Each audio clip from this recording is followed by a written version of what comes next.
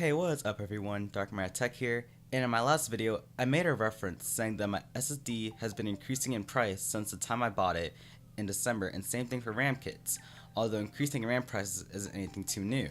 However, it has gotten to the point where just an 8GB set of RAM is very near $60, which makes it harder for anyone on a tight budget. I was going to make two build guides to replace the older ones since Ryzen and the RX 500 series would come out, but I stopped short because this hit me first and I thought this is a bit more important. So in turn, we are left with two questions. Why are PC parts so expensive in the first place, and why do the parts keep increasing in price? So to answer the first question, let's step back a bit, because this is rather subjective. PC parts come in a huge range of prices, which is even larger when we start talking about used parts and then the other price rates of different countries. Things get really complicated insanely fast. But let's not think too technical for a moment, but more financial or business wise. I'll simplify things so that we all stay on the same page. But each of these companies in most cases invests into research and development, advertising, and a bunch of other expenses to make the components that go into our rigs. Some not as much as others, but as a business, they stand to make money, and sometimes for means that the consumer just doesn't quite understand. However, with those expenses, they have to break even and make a profit, or else they lose money. So while the part itself may not be entirely expensive on its own, they have to raise the price to make a profit or adjust it accordingly to supply and demand. In short, supply and demand are like factors that can influence the price of products and services. With a lower demand and greater supply, prices will typically decrease. Vice versa, if the demand is greater with a lower supply, then the price will increase. That also leads us into our second question: why do prices of PC parts keep increasing? This is more of a common one, and it's often seen with RAM and storage. So like I mentioned before, supply and demand do have a role to play in this as well. But while doing some research, I found some articles that also explain some factors that are at play here. One of the major reasons are component shortages. The supply and demand concept also comes back into play here, because supply is lower but the demand is greater, hence the price increases. I'm going to quote an article from PC World because it gives a decent grasp on what I'm talking about. This article is also posted February 2017, so I think it still has some relevance. PC prices are going up due to a shortage of a number of components, and the situation isn't expected to change in the coming quarters. A shortage of DRAM, SSDs, batteries, and LCDs have conspired to drive up PC prices, Gianfranco Lanci, corporate president and chief operating officer at Lenovo, said during an earnings call on Thursday. It's difficult to pin a number on the price increase because of the number of PC configurations available.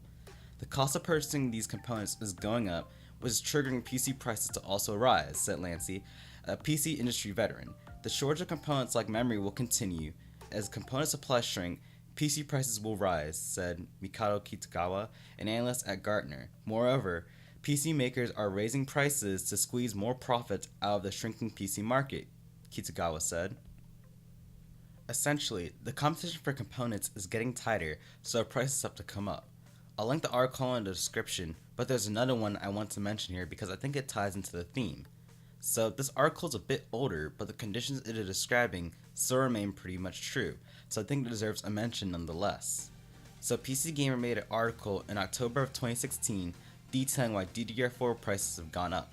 Keep in mind, this was before Ryzen, Threadripper, and Intel's new X299 platform, so things might have changed even more. So since there are component shortages in the PC world, those components have to be going somewhere. It just can't disappear. Well, it didn't disappear. In fact, it's probably in your pocket or in your hands right now. Since smartphones are becoming more advanced, they started using DDR4 memory on large flagships like Samsung Galaxies and the Google Pixel. While not everyone owns a flagship, about 1/3 of the entire world's population owns a smartphone. That means that more than 2 billion are owners of a smartphone. I'm pretty sure it outweighs the number of computers sporting DDR4 RAM. That's about it though, and I can't really find anything else or think of anything that would cause prices to increase, but if you have any ideas to why, I like to hear them in the comments. So to put this issue to rest, if we were to answer this question of why PC parts keep increasing in price, we can definitely say component shortages is a valid answer, which then ties into other industries using those components, such as smartphones, and I doubt this trend will change. It's natural for technology to advance, but if 2 billion or more people own a smartphone, it might be quite possible for 33% of the world's population to have a smartphone with DDR4 memory in it in a few years' time.